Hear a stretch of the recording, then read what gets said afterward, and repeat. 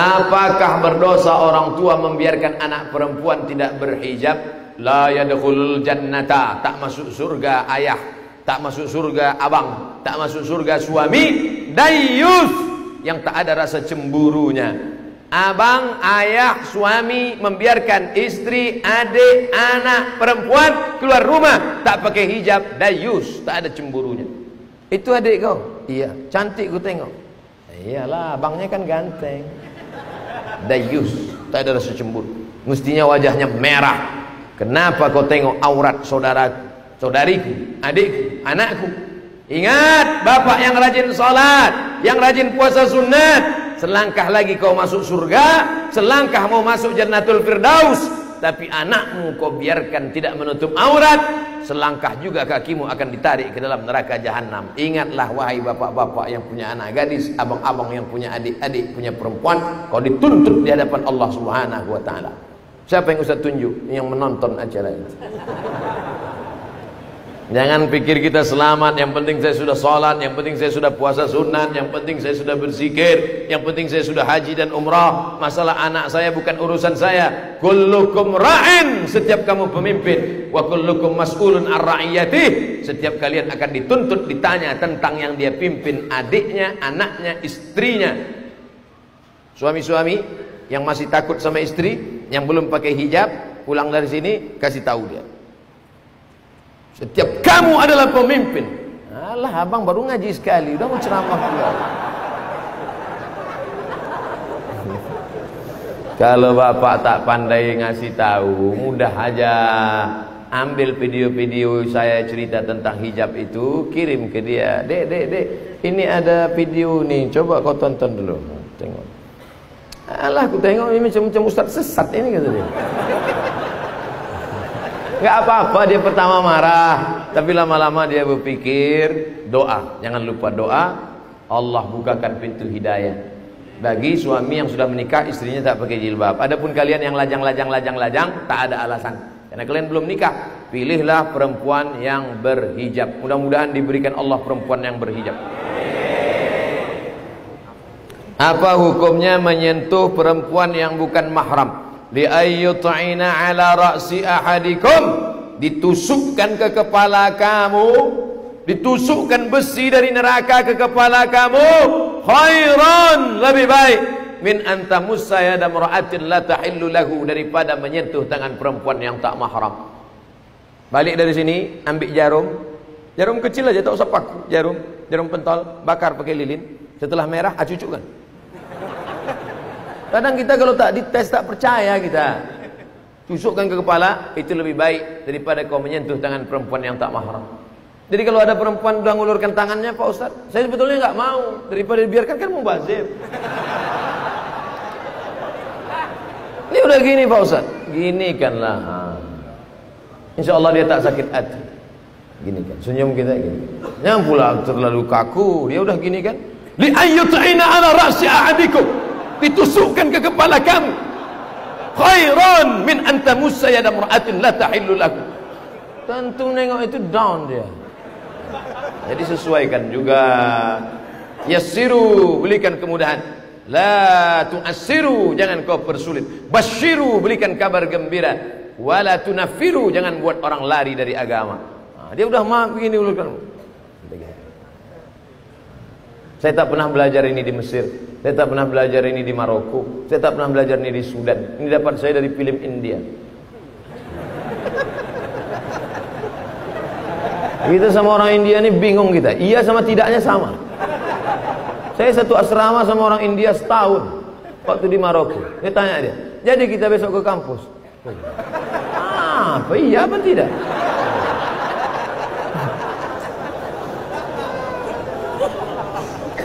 Abang saya seorang polisi, bagus.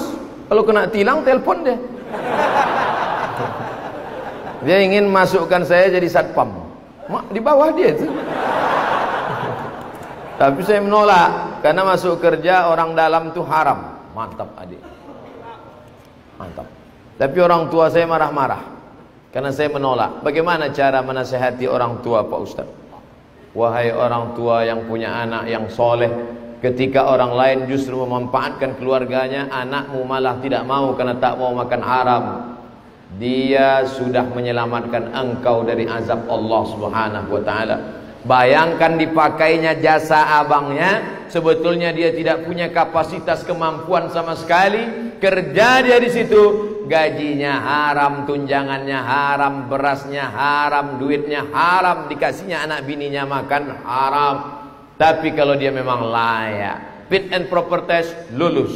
Tes tinggi, lulus. Tes otot sehat, lulus. Tes kesehatan, lulus. Datang abangnya, orang tahu, itu adik kau ya? Iya, lulus. Memang andai itu pun tak ada, tetap lulus. Maka tak ada kecurangan di dalamnya. Siapa yang curang? Man ghasyana falaysa minna.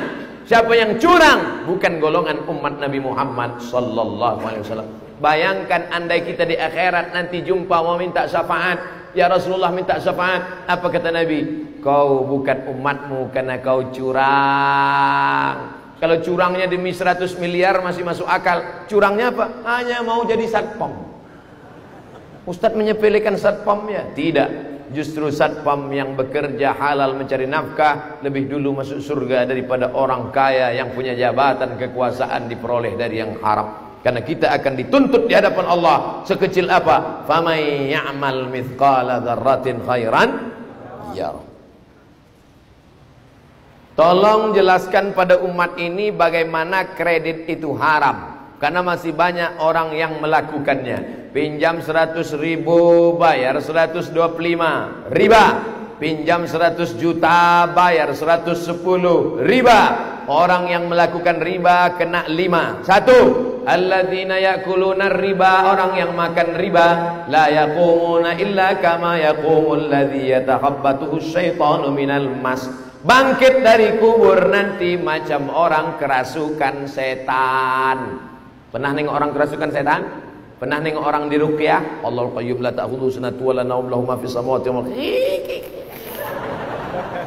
Macam itulah dia nanti bangkit di akhirat. Ada nanti di akhirat, tengok ke kanan malaikat, pandang ke kiri malaikat. Kenapa aku bisa bangkit di akhirat sama malaikat? Al-mahiru bil Quran. Anak-anak kita yang hafal Al-Quran nanti di akhirat dibangkitkan bersama para malaikat. Amin. Tapi ada yang bangkit di akhirat nanti, bangkit dari kubur kepalanya keledai.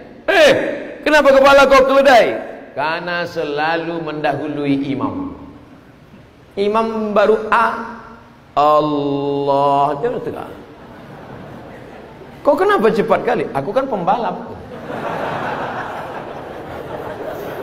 Ingat, terserah mau kau salib imam sekarang, terserah. Di akhirat kepala kau keledai. Kalau lebih cepat dari itu Pak Ustadz, kuda Nil. 2. Duit yang haram tadi dimakan, dibelikan ke nasi, dibelikan ke lontong sayur, pecel lele, lalu disuapkan ke mulut, berubah menjadi darah. Darahnya itu dari jantung nasi ke otak. Sepiring nasi, setetes darah masuk ke jantung, naik ke otak. Nasiyatin kadzibatin khati'ah. Ubun-ubun pembuat dosa, pembohong, penipu. Kenapa ubun-ubun? Karena ternyata yang berpikir itu otak bagian depan. Otak depan, otak belakang, otak kanan, otak kiri. Otak-otak di pinggang.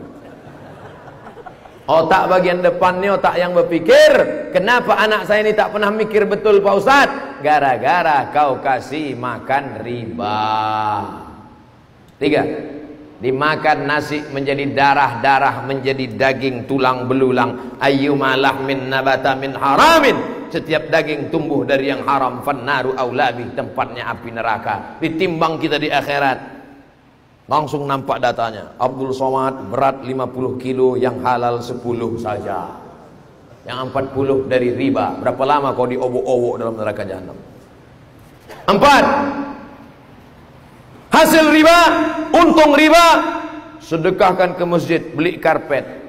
La yaqbalu tayyiban. Innallaha tayyibun. Allah Maha Suci. La yaqbalu tayyiban. Allah tak menerima kecuali yang suci-suci saja. 5. Selesai solat berdoa. Allahumma rabbana ighfir lana dhunubana wali walidaina. Menetes air mata darah kau keluarkan tak diterima Allah. Kenapa? Mat'amuhu haram, makananmu haram, masrabuhu haram, minumanmu haram, malbasuhu haram, pakaianmu haram, wa ghudhiya bil haram, kau disuapkan, kau menyuapkan, kau diberi makanan-makanan haram. Maka jaga makanan, mustajabud da'wah. Jaga makanan, doa dikabulkan. Jangan makan haram. Di antara makanan haram adalah riba. Tolong ceritakan bagaimana caranya Ustadz mendapatkan beasiswa. Cari di Google, www.google.com, beasiswa. Oh, baca satu-satu. Kirim paspor, fotokopi KTP, akte kelahiran, fotokopi ijazah, fotokopi transkrip nilai, pas foto, kirim, berdoa. Ya Allah, aku mau keluar negeri, ya Allah, tak tahan lagi aku ini, mahal betul uang semester. Sidang terbuka 5 juta, tutup 15, buka tutup 25. Akhirnya dapat beasiswa. Doa silahul mu'min. Doa senjatanya orang beriman. S1 saya di Al-Azhar 4 tahun gratis, beasiswa dari Al-Azhar. S2 saya di Maroko 2 tahun gratis dari AMCI, Agence Marocaine Coopération Internationale. Kerjasama PBB dengan Maroko. Di Sudan S3 3 kali ngajukan ke Kementerian Agama, enggak dapat. Masukkan tidak diterima, masukkan tidak juga, tak dapat. Buang air kecil saya di ruang VIP di airport Jakarta. Pas keluar, Ustadz Somad ya, kata bapaknya. Iya Pak, Ustadz mesti S3 wajib. Dalam hati saya, baru pertama ketemu nyuruh-nyuruh S3 pula. Ustadz S3, ini kartu nama saya, semuanya saya tanggung, semuanya bersih. Sampai sekarang tak ada dikasihnya.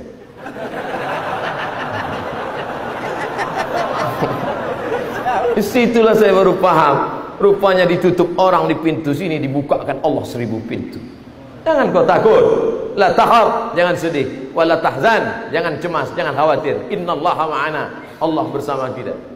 Sebetulnya kalau saya mau telepon kartu itu dia kasih, cuman saya malu minta. Tak usah minta sama manusia, minta kepada Allah. Jangan minta kepada manusia, hilang izzah kita, hilang harga diri kita, hilang martabat kita. Sedang martabat aja hilang sakit hati kita, apalagi martabat.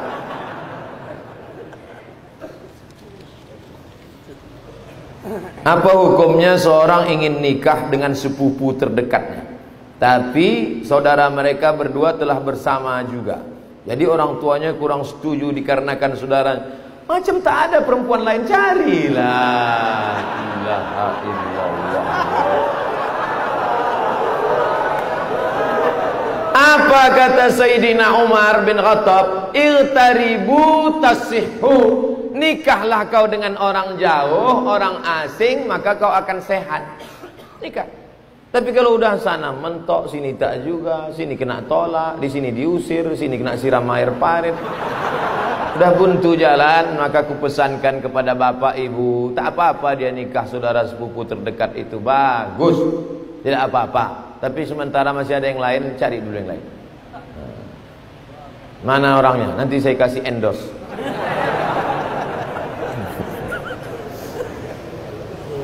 Alhamdulillah saya baru saja mendapatkan seorang putra. Alhamdulillah, Selasa 3 September. Saya minta tolong dengan Ustadz untuk memberikan nama. Orang sekarang tengok bulan. Lahir September, Septian. Lahir Agustus, Agustinus. Lahir Januari, Januar. Saya lahir bulan Mei. Andailah dulu ayah emak saya ikut bulan, mungkin nama saya maybe yes, maybe no.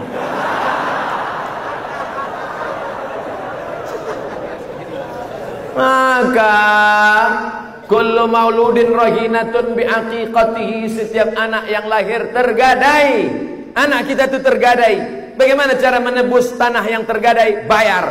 Cara menebus anak yang tergadai, tudbahu anhu yauma sabihi, sembelihkan kambing hari ke-7. Tak ada duit hari ke-7, hari ke-14. tak ada duit hari ke-14, hari ke-21.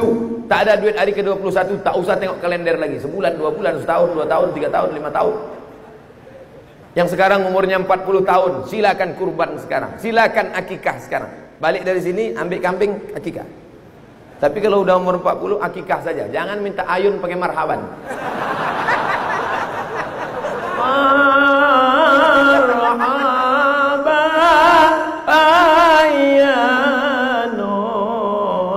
Minta pula Habib cukur rambut.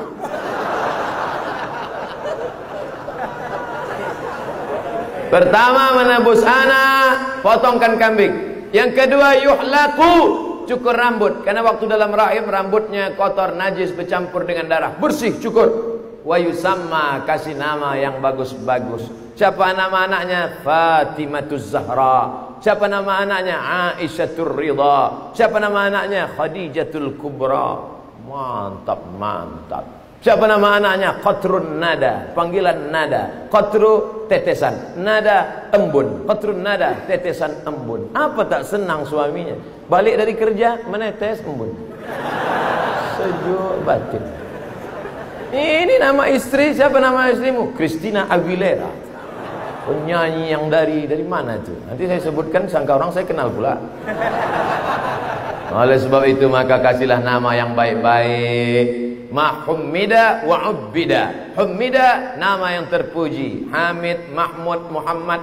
Tapi kan nama orang sekarang, dulu nama orang cari yang baik-baik. Ubbida, yang nama itu membuat dia menjadi hamba Allah. Abdul Rahman, Abdul Rahim, Abdul Somad. Nama. Siapa nama Pak Bupati kita? Ibnu Saleh. Ibnu Ana. Saleh, Saleh. Yang selalu kita minta, Rabbi habli minas saleh. Idza mata ibnu Adam, idza mata al-insan, kalau mati manusia putus, tapi ada 3 yang tetap kekal amalnya, tak putus. Waladun saleh. Apa beda waladun salihun dengan ibnu saleh? Waladun salihun bisa laki-laki, bisa perempuan. Tengok dalam kitab Syarah Bulughul Maram. Waladun salihun, maka yang punya anak perempuan jangan berkecil hati, karena makna waladun masuk anak perempuan. Tapi kalau disebut ibnu salih, hanya laki-laki saja, perempuan tidak.